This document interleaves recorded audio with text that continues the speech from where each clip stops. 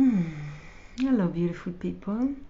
So, I'm here to talk a little bit about intimacy and why we should take this practice out of the bedroom and into the world as a healing tool for everybody. You know, the word intimacy sounds very much like into me I see. And I'm not going to brag and tell you this is the root of this word because etymologically I don't know. But it very much sounds like that, right? Into me I see. And when I look inside of me, who do I see? Inside of me, there is only God. Actually, in the depth of me, there is my soul that is connected with the divine. And sometimes we have to look really, really deeply to find this divinity. We know this, right? Hence all these spiritual practices that we do is to find a way inside, move through all the armoring and all the protection that we build up through lifetimes, to find the purest self inside. And oftentimes in intimate relationship, we access this place inside of us in lovemaking. For example, if it's good lovemaking, if you are with the right person where you can really, really relax, then more of yourself is revealed to yourself. And I think everybody looks so beautiful when they make in love. I certainly do. I look 10 years younger. All my worries release, my face relax, my eyes get a spark, and all my lovers look amazing in the lovemaking or immediately after lovemaking, because I feel finally this is the place where we stop hiding. We are allowing ourselves to be revealed in the presence of the beloved, and what gets revealed is the best part of ourselves. It's our divinity, it's our connection to reality, where we don't have to protect anymore. And so the doing stop, and we just float into being, just being, a soul incarnated in a body and experiencing pleasure, just being instead of doing. And then when we finish the lovemaking, we go out into the world and we become a human doing again, and we put up the face that is a proper face, that is appropriate for the circumstances, where we say even this, we pull ourselves together. It means this opening, this unraveling, it's already forgotten because we tighten up, we pull ourselves together. This is the armoring of the personality, and we put the personality mask. And so we think this is how we habituated the world to see us. You know, we are really comfortable in the world when we have the mask on and we are together. We are contained. I'm lacking other word, but you know what I mean. We are proper. And then we put on the serious face of the people that are really intelligent. And so here there is a university professor that is really serious. He's not gonna laugh. And look at me, I'm even like frowning. I've got the frown of intelligence. This is like made a mark in my face so deep. And I promise you, that one is not there when I make love. And then there is, you know, the director of the bank, and the policeman, the lawyer, the teacher, the financer, you know, all this really important role where we meet each other with such a seriousness. We wear this tremendous mask that should be the mask of intelligence, because we think, well, we're coming from a culture that told us that true intelligence comes with seriousness and holding oneself together, and don't feel any emotion, don't be unraveled, be together, be contained. And I always wanted to make a movie that was called The Face of Bliss, and where I wanted to film people in their life, in their normal life, how they look when they're at the bank teller, or when they're driving a bus, or the teacher at school, that everybody becomes serious, takes themselves so seriously. And then have the same face when they're making love, and they finally relax. They are in bliss. The skin, it's like a landscape of nature, and you can see, you can feel the divinity exuding from the luminosity of the skin in lovemaking. I mean, we look amazing when we have sex. And then challenge people and see which one you think it's more real. Which one is more real? Which one you would trust more? And for me, I would trust people that are in a static rapture, because I know in the moment they are absolutely connected with the heart of reality. And there is no personality holding them away from it, separating them. And that's intimacy. When we put the personality in a pause, and we really go and discover into me to see what gets revealed. And so your intimacy really is your conversation with God. And I would like to see much more of this available in the world, that people are showing themselves in moments of deep intimacy. And they are not shamed for this, and they don't feel they are lesser than the serious man at the bank teller. In fact, perhaps there are more. There is more of the true essence presenting itself into this moment. And then when your essence get offered to the moment, everybody can benefit, because it will bless and nourish everybody that is exposed to it, and inspire them, perhaps, to also be more intimate with themselves. So we do this practice called Bliss Dance, and I want to really invite you to join us this Saturday in Scarborough, where we learn to practice on how to be with each other in intimate spaces, where we are really unafraid to reveal what's really moving inside of me in this moment. And I can be witnessed by my fellow practitioner and family of lovers, as I like to call my student and my school. We are a family of lovers. We love reality, and we want to spend time with the true essence of life.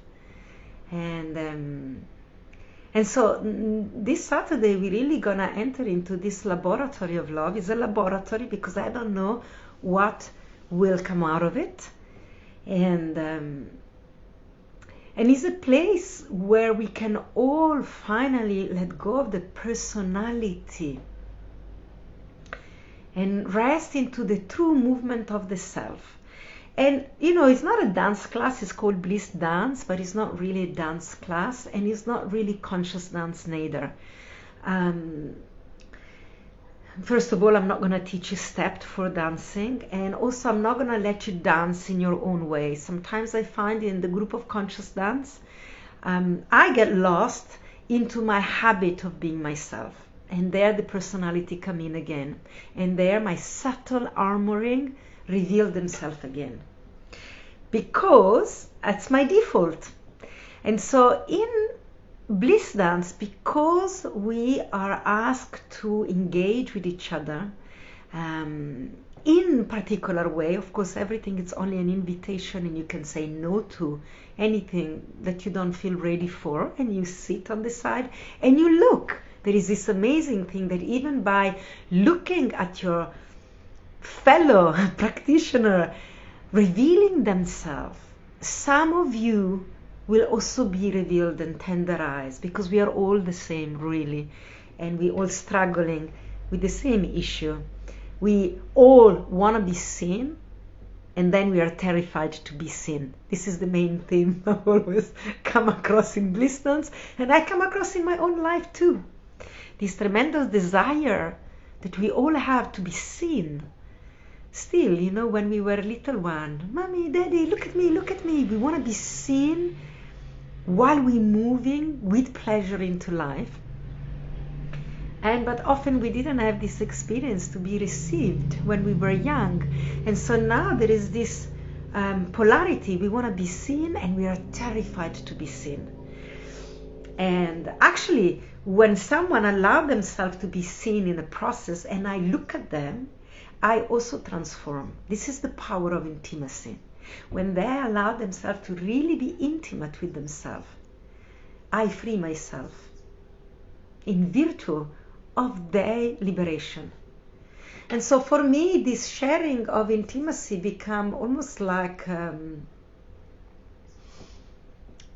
movement of a political movement of bringing what we have as most precious and intimate into the world to be seen. And of course, at the beginning, we have to cross this threshold of the shame of being seen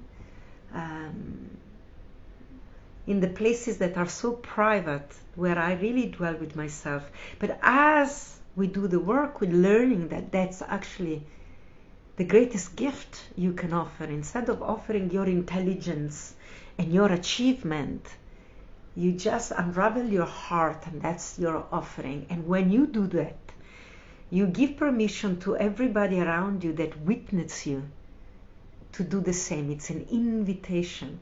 And the nervous system will find your true freedom, not freedom as a concept, but the freedom of your nervous system.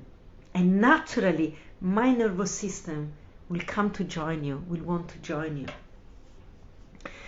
So in Bliss Dance, we have these practices where we are asked to do things that are out of the ordinary a little bit, so that we can reveal the part of ourselves that are used to hide when I do what I'm used to, the ordinary. So when I do something extraordinary, there is more of me that is going to awaken and become alert.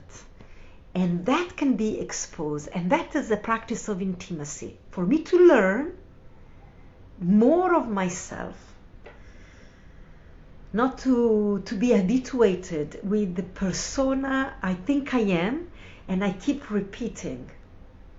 And then eventually I get stuck into my personality. So here we rest the personality, and we go explore what happened when I'm not in my habits of behaving. And this, it's really helpful in Bliss Dance when we do it also with people we don't know. This is brilliant, actually, because sometimes with people we do know, and I'm talking here like also in an intimate relationship, we tend, but also with friendship, we tend to go into the default habit of presenting myself for the one that I think you like. And of course I want to be liked and loved by you, so I'm going to represent the same one that I know you liked and love. And then again, this become another trap, another hindrance of my growth, and I'm not presenting my absolute freedom to you anymore. And we don't even notice we are doing this. We don't notice, because these are our habit of being ourselves. But when we practice with someone we don't know so well, and we don't mind so much if they are not going to like us or are not going to choose us, because, you know, someone I'm just doing a dance with, maybe I also don't like them too much. So it's okay. I can be absolutely free, because I don't need to seduce you. I don't need you to think of me what I want you to think of me. You see, our interpersonal relationship is so layered And now I can just really be me in the face of another. And this is an amazing practice to start to really relax into the true expression of my being in the face of another. It's powerful work, real powerful work, because I'm gonna have to feel ways uncomfortable when I'm really being really honest with myself. I'm saying no. I'm moving away. If the other person come too close, I'm not afraid to say, oops, I need my space. And how often we do this around people that we know, even at work. Maybe they don't need to be people we are deeply intimate with, but people we see regularly, colleagues at work. And, we have this curse in all of us that we all want to be loved and we want to be liked and we want to be accepted. And so in order to do this, we give up authenticity a lot of the time. Gabor Mate speaks beautiful about this. Is this dynamic between being loved and accepted and being who I truly am. And when we were young, of course, we had to give up authenticity in order to slot in this rhythm of survival with my parents. I want them to love me because they feed me, because I will die without their care and their love. And so we forgot what it means to be really authentic. And sometimes when we were really authentic, maybe someone said to us, oh, I didn't expect you to be like that. I'm deluded. And those are the moments we freeze, we associate authenticity with the abandonment. And so Bliss Dance is an amazing, light-hearted laboratory, because while we're doing it, it's so playful. There is a lot of music and we play games with each other and we start to de-armor and become children again. And children are authentic and spontaneous.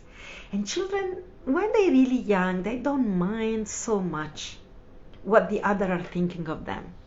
And so we start tapping into this playfulness of our nervous system, and we start to stretch our ability to be really, really authentic in the face of another human being and take some risks and start to feel what it feels like in the body. And anxiety in the body feels like excitement. That butterflies in the stomach, that maybe I'm being too honest here, and when we do, we discover that anxiety becomes excitement. Oh my God, I've been so honest here. I'm enthralled and excited and enlivened. And this is how everybody feels at the end of Bliss Dance. That's why we call this practice Bliss Dance. Because by the end, after about 1.5 hours, we start to feel really so relaxed with ourselves, so intimate. We are seeing into me, and I'm bringing this essence in the dance with me, and this start to feel so electric in the body and relaxed at the same time, alerted and relaxed at the same time. We call this intuitively aware and engaged with the moment. And this can be associated to that feeling of ecstatic bliss. And yeah, sometimes people connect in beautiful way, but the majority of the time we connect with ourselves in ecstatic way. And then we offer this to the group and we create a field. And it's really tangible by the end of a Bliss Dance class. It's really tangible, that field. It's rich and it's thick. It's a space we can all rest in it. And it's a marvelous laboratory for your nervous system, learning and processing yourself in joy. So we created a space of acceptance. So some people process really deep and profound pieces in their being, in their heart. There is always a reason why we are armored. And when we undo the armoring, we have to also have the courage and the tenderness to then meet what's going to be revealed. And in Bliss Dance, we have an opportunity to do this together as a family, supporting each other, and knowing that your process is also my process. And so I really want to invite you to join me this Saturday. It's the first time we're doing a full day of Bliss Dance as an experience. And I put it together because people really, at the end of every Bliss Dance, no one wants to leave. They're all asking me, can we be longer? Can we stay longer? And so, I normally teach this at my retreats where we are there, where we have space and time. And so I decided to present this class also because I presented work recently at the festival at Retreat Yourself, and I presented a workshop for couple. And I realized that this is the most powerful work that couple can also do to deepen the intimacy with each other and the intimacy with the real movement of their relating and their relationship. To start to be really honest on how they're moving towards each other, what is the dynamic of their relating. And so you need to become intimate to yourself and intimate with the relationship with each other. It's like another organism that's happening. And so Bliss Dance, you can come with your partner, and you can do all the dances with your partner unless they are solo dances. And in this way you're discovering a new way to be yourself while you're communicating with your partner. And also you're learning to let your nervous system have a conversation and not always this blah blah blah that comes from the head. Allowing your body to have a conversation without words but movement. So we move in the space more than dancing, and sometimes also there is a moment of wild dancing, but I don't want anybody to hold back because they are not a dancer. And I also want to invite the dancer to find a new intimacy with your dancing, because I see people that are dancer and professional dancer, they also build relationship with their dance that becomes a personality trait, and they always dance in a certain way. And if you're a professional dancer, you are dancing to be seen. It's part of your work, right? And so the aesthetic of dancing has a lot of relevance, whether in Bliss Dance is absolutely relevant, what is paramount, it's how it feels in your body to move in certain ways. And so I created this laboratory for dancer, couples, coaches. If you're working in the field of sexuality and you're seeing client, how intimate are you with your own sexuality and sensuality of movement? And also this dance will give you tools that you can use in your own session work. Because we are meeting for a whole day, we will have time to really unpack the patterns of certain dances that we do and the reason why we do them. And you could resource from that in your session work if you're working with couple yourself, or singular individuals. So it's also designed for practitioners to deepen their own dance with themselves and expand their tools and their resources that they can offer to their client. So I think I spoke a lot, I said it all, and it would be my delight to unravel into our intimacy together this Saturday and really be seen there. Start to exercise this habit to be seen when you are intimate, and that is true freedom. And when we share with the world, wouldn't we would want to share our freedom instead of sharing our contraction, our fear to be ourselves, our fear of what you're gonna think of me. We're sharing from this place the majority of our time. So my invitation is to start sharing from the freedom of being intimately seen with myself, the freedom to be seen while I'm making love to God.